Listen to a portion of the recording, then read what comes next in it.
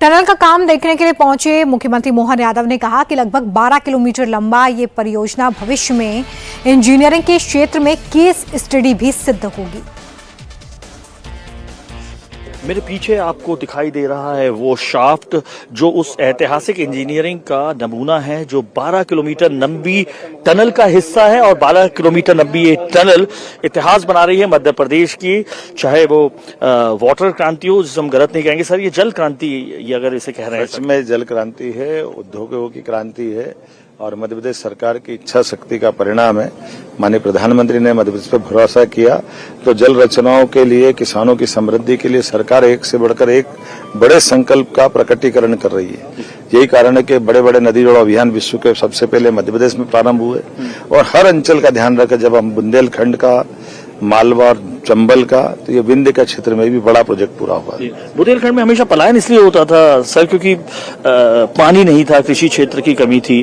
केन बेतवा को देख रहे हैं हम, दूसरा ये देख रहे हैं। ये प्रोजेक्ट एक बड़ी महती क्रांति ला रहा है। 6 दिनों से बुंदेलखंड और ये विंध्य का पूरा क्षेत्र है, ये पूरा जल से सरसब्ज होगा और उसका लाभ मिलेगा। सर ये किस तरीके की कठिनाइयां जो है, क्योंकि 17 साल इंजीनियरिंग का तो ये कि जो मशीन काम करने आई 17 साल उसकी कंपनी बंद हो गई, ब्लेड नहीं मिल रहे, मैकेनिक नहीं मिल रहे, काम करने वाले नहीं मिल रहे, एजेंसी ने हाथ जोड़ लिए, लेकिन हमने लगातार हिम्मत दिलाई।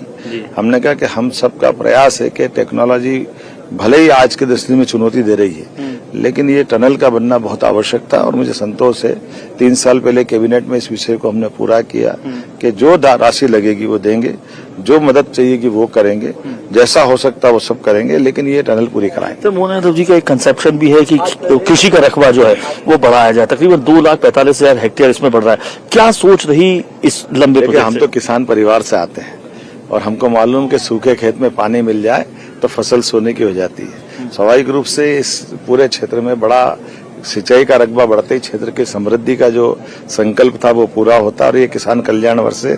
इसी नाते से मैं ज्यादा प्रतिबद्धता से कहना चाहूंगा कि हम इसमें सफल हुए और वास्तव में ये एवरेस्ट की चोटी चढ़ने के समान था। आखिरी सवाल मेरा हो जाता है, किंवदंती थी हमेशा नर्मदा नदी और सोन का संगम नहीं हो सकता, विंध्याचल पर्वत आड़े था। तो ये इंजीनियरिंग की भी कहा जाए, किसानों के लिए भी कहा जाए कि मां नर्मदा और सोन का जो है मिलन, कैसे देखेंगे इस किंवदंती को जब तोड़ा है मोहन यादव सरकार? जनता की सुविधा के लिए आधुनिक विज्ञान हमेशा विशिष्ट ज्ञान से उपलब्धियां हासिल करता है और विशिष्ट उपलब्धियां जब हासिल होती है, जनता का जब भला होता है, तो सच में विज्ञान धन्य होता है। ये इसका उत्कृष्ट उदाहरण है।